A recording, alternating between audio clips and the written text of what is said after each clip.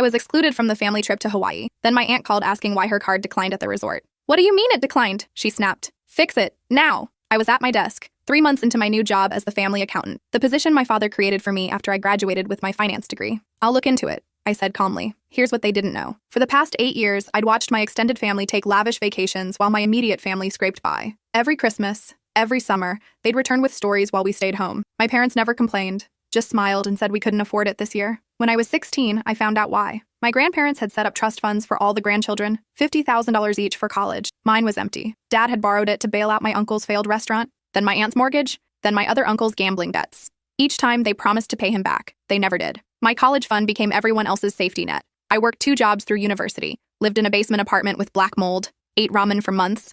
Meanwhile, my cousins partied on spring break and drove new cars their parents bought with money that should have been locked away. When I graduated, Dad offered me the accountant position. Keep it in the family, he said. What he meant was I understood how to stay quiet while they kept taking. For 3 months, I studied every account, every transaction, every loan that was never repaid. I documented everything. Then I did something they never expected from quiet, obedient me. I froze every account I had access to. My aunt's call was just the beginning. Within an hour, my uncle called about his mortgage payment bouncing. Then my cousin about her credit card. Then another aunt about her car payment. One by one, they all called, furious and confused. My phone buzzed with a text from Dad. Office. Now. When I arrived, the entire family was waiting. 12 of them, all shouting over each other. My aunt waved her phone. You've destroyed our vacation. The money's gone, I said simply. All of it. The room went silent. My father's face turned purple. What did you do? I pulled out a folder, thick with printed statements and loan documents. I transferred everything into a restricted account, the same type my college fund should have been. You can't do that, my uncle sputtered. That's our money. Actually, I said, flipping through the papers,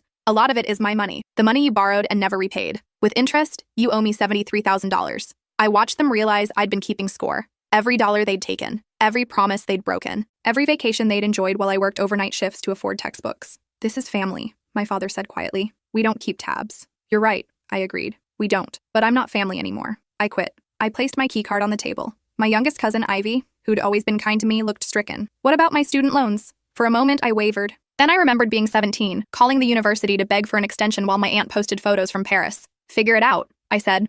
Like I did. I walked toward the door. My father called after me. You'll regret this. You're throwing away your family over money. I turned back. No, Dad. You threw away your daughter for money. I'm just the one who finally noticed. I left them scrambling to figure out which accounts I'd locked. What they didn't know yet was that I'd also filed a report with a forensic accountant friend who'd take a very close look at how family trust funds had been systematically drained for years. My phone wouldn't stop buzzing. Text after text. Threats. Please. Promises that this time would be different. I blocked every number. That evening, I got a call from an unknown number. Against my better judgment, I answered. It was my grandmother's lawyer. We need to talk, he said. About your grandmother's will. There's something your father never told you. I sat down slowly. What do you mean? Can you come to my office tomorrow morning? 9 o'clock? I agreed. Hung up. Stared at my phone for 20 minutes. That night, I barely slept. My grandmother had died 2 years ago, right before I started college. The funeral was small. Dad said she'd left everything to be divided equally among her children. No mention of grandchildren, no mention of me. At 8:45 the next morning, I walked into the law offices of Brennan and Associates. The receptionist led me to a corner office where an older man with silver hair sat behind a mahogany desk. Thank you for coming, he said, gesturing to a chair.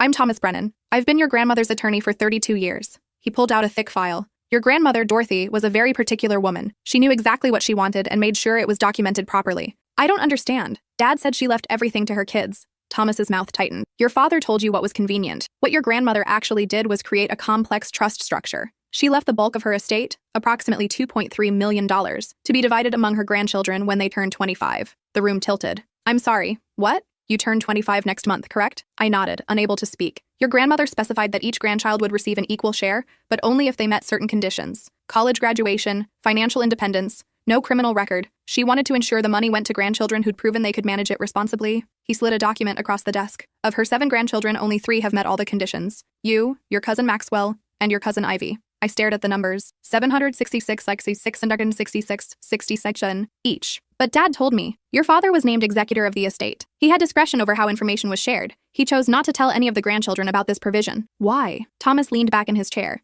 I can only speculate, but I will tell you that your father attempted to contest this will. Twice. He argued that the money should go to his generation first, to be distributed as they saw fit. Both times, the judge upheld your grandmother's original intent. My hands were shaking. Does my father know I'm here? Not yet, but he'll find out soon. The trust requires notification of all beneficiaries 30 days before distribution. Given yesterday's events, I thought you should know privately first. I thought about the $73,000 they owed me, about the years of struggle, about Dad's face when I quit. What about the others? The cousins who didn't meet the conditions? Your grandmother was very specific. No college degree, no inheritance. She set aside $50,000 for each grandchild's education. If they used it for something else or failed to graduate, their inheritance would be redistributed to those who did qualify. 4 cousins hadn't graduated. Their combined shares would be split 3 ways. I did the math in my head. Just over $1 million.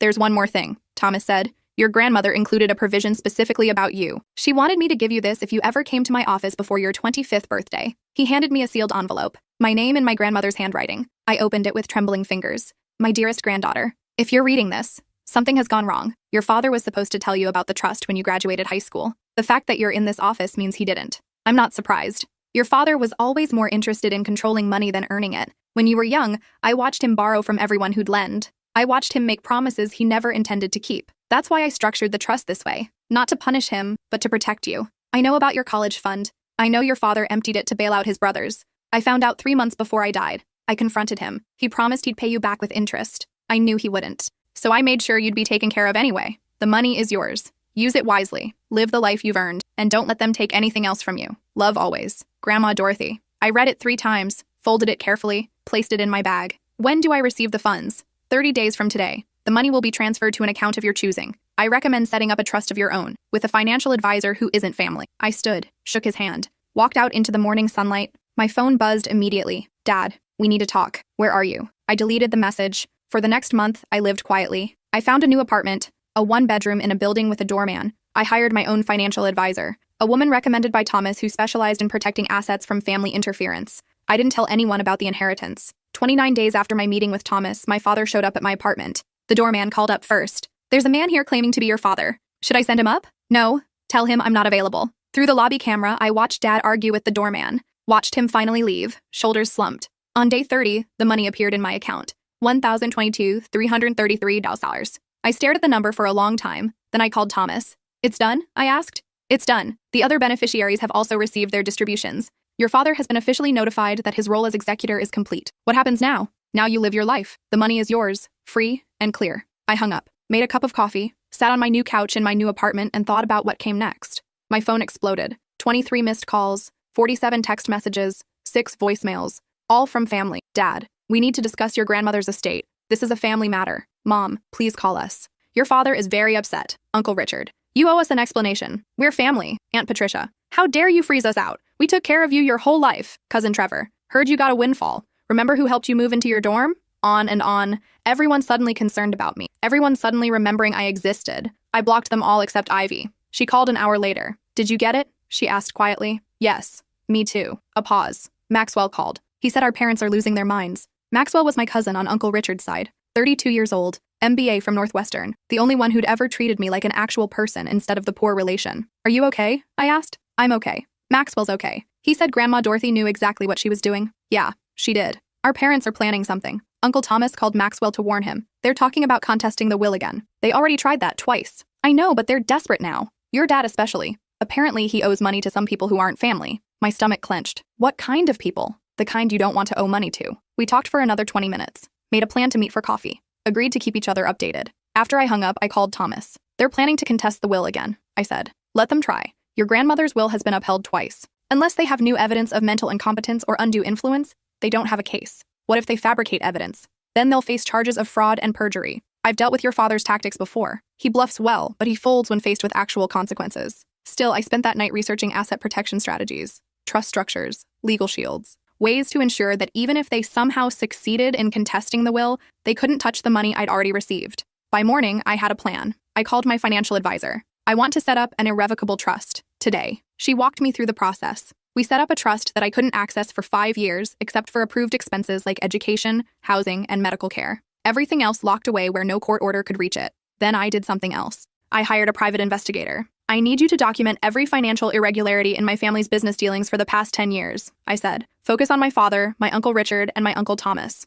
The investigator, a woman named Victoria who'd worked 20 years in white-collar crime, raised an eyebrow. What exactly are we looking for? Fraud, embezzlement, tax evasion, anything that would interest the IRS or the FBI. This could get expensive. I have the money. It took Victoria 6 weeks. She delivered a report that was 147 pages long. I read every word. The highlights. My father had been systematically embezzling from the family business for 12 years. Total estimated theft, $847,000. Uncle Richard had been running a real estate scam, flipping properties using falsified inspection reports. Total fraud, approximately $1.2 million.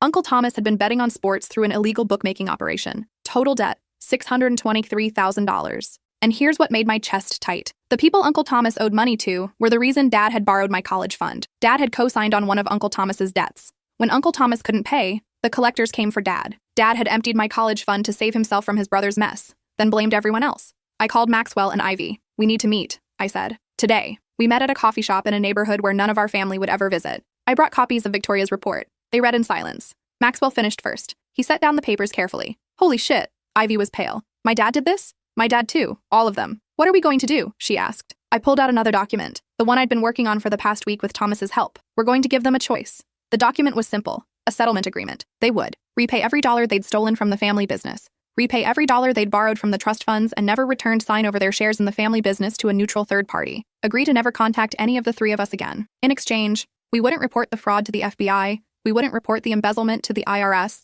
we wouldn't sue them in civil court for mismanagement of our grandmother's estate. They'll never agree to this, Ivy said. They will, I said, because the alternative is prison. Maxwell studied the document. This is brilliant. Brutal, but brilliant. They taught us well, I said. We spent the next 3 days preparing. Maxwell hired his own investigator to corroborate Victoria's findings. Ivy, who'd just passed the bar exam, made sure the settlement agreement was airtight. Then we invited our fathers to a meeting. Neutral territory. A conference room in a downtown office building. No family members except the three of us and them. Dad arrived first, then Uncle Richard, then Uncle Thomas. They looked older than I remembered. Tired, scared, good. I placed copies of Victoria's report in front of each of them. You have 30 minutes to read, I said. Then we'll discuss your options. Dad opened his copy. His face went white. Where did you get this? Read first. Questions later. They read. I watched them realize what we'd done, how thoroughly we'd documented their crimes, how impossible it would be to deny or defend. When 30 minutes had passed, I placed the settlement agreement on the table. Here are your options, I said. Sign this agreement and walk away with your freedom. Refuse, and we go to the authorities with everything we've found. This is blackmail, Uncle Richard said. No, Maxwell said calmly. Blackmail would be if we were demanding money. We're offering you a chance to avoid prosecution for crimes you actually committed. You have 48 hours to decide, I said. After that, we file reports with the FBI, the IRS, and the state attorney general. Dad looked at me with something I'd never seen before. Fear. You'd really do this? He asked. To your own father? You did worse, I said. To your own daughter. We left them sitting at the conference table. 47 hours later, they signed. All of them. The money was repaid within 6 months. They sold their shares in the family business. A trust was established to ensure proper management going forward, and they never contacted us again. Well, almost never. 2 years later, I got a letter from Mom. I know you don't want to hear from us. I understand why, but I needed you to know that your father is sick. Cancer. Stage 4. I'm not asking you to come home. I'm not asking for money. I just thought you should know. He talks about you sometimes, about how smart you were, how he should have protected you instead of using you. I don't expect forgiveness. I just wanted you to know he's sorry, even if he can never say it. I read the letter 3 times, thought about responding, decided not to. 3 months later, another letter came. He's gone. The funeral is next Wednesday if you want to come. No pressure. I didn't go, but I sent flowers, white roses, the kind Grandma Dorothy used to grow in her garden. The card said, for the father who could have been. Ivy called after the funeral. Your mom looked for you, she said. I told her you couldn't make it. Thank you. Are you okay? Yeah, I'm okay. And I was. I went back to my life, the one I'd built with my grandmother's money and my own determination. I worked at a financial planning firm, helping other people avoid the mistakes my family had made. I bought a house, a small one with a garden in the back where I planted white roses. I dated, eventually got engaged to someone who'd also escaped a complicated family. Someone who understood that sometimes the best thing you can do for the people who hurt you is let them go. Maxwell became a partner at his firm. Ivy opened her own law practice specializing in estate planning and family wealth protection. We met for dinner once a month, the three of us, comparing notes on our lives and laughing about how far we'd come. Sometimes I thought about Dad, about whether he really was sorry, whether he understood what he'd done. Mostly I didn't. 5 years after Grandma Dorothy's trust distributed, I received one final letter from Thomas Brennan. Your grandmother left one more item in her estate, a letter to be delivered 5 years after distribution. She wanted to make sure you'd had time to build your own life first. Inside was another envelope in Grandma Dorothy's handwriting. My dearest granddaughter, if you're reading this, you've survived. Not just survived, thrived. I knew you would. I want you to know something I never got to tell you in person. When I was your age, my own mother stole from me. She took money I'd saved to leave an abusive marriage and gave it to my brother to start a business. She said family takes care of family. I stayed in that marriage for 10 more years. By the time I finally left, I'd lost so much of myself, I barely recognized the woman in the mirror. I swore then that no woman in my family would ever be trapped by family loyalty the way I was. That's why I structured the trust the way I did. Not to punish your father, but to protect you from becoming who I was. The money isn't just money. It's freedom. It's choices. It's the power to say no to people who think they own you. Use it well. Live boldly. And remember that the family you choose is often more valuable than the family you're born into. I'm proud of you. I always was. Love, Grandma Dorothy. I cried reading that letter. Not sad tears. Relief, recognition, the understanding that someone had seen me, really seen me, and loved me enough to protect me even after they were gone. That night, I did something I'd been avoiding. I called Mom. She answered on the third ring. Hello? It's me. Silence. Then, I didn't think you'd ever call. I wasn't sure I would either. We talked for 2 hours. Not about forgiveness. Not about coming home. Just talking. About her life now. About mine. About Grandma Dorothy and the trust and everything that had happened since. Your father really was sorry, she said near the end. He just didn't know how to fix what he'd broken. I know. Are you happy? She asked. I looked around my house, at the roses blooming outside, at the photo on my mantle of Maxwell, Ivy, and me at Ivy's wedding, at the life I'd built from ruins. Yeah, I said. I'm happy. Good. That's what your grandmother wanted. We didn't become close, didn't have weekly calls or holiday dinners, but we stayed in touch. Brief conversations every few months, updates on our lives, a fragile connection that didn't ask for more than either of us could give. It was enough. 10 years after Grandma Dorothy died, I stood in my garden planting white roses with my daughter. She was 6, with my grandmother's eyes and my stubborn determination. Why do we always plant Grandma Dorothy's roses? She asked. Because Grandma Dorothy taught me something important, I said. She taught me that the best thing you can give someone you love is the power to build their own life. What does that mean? I thought about how to explain it to a 6-year-old, about trust funds and family betrayal and hard choices, about the difference between the family you're born into and the family you choose.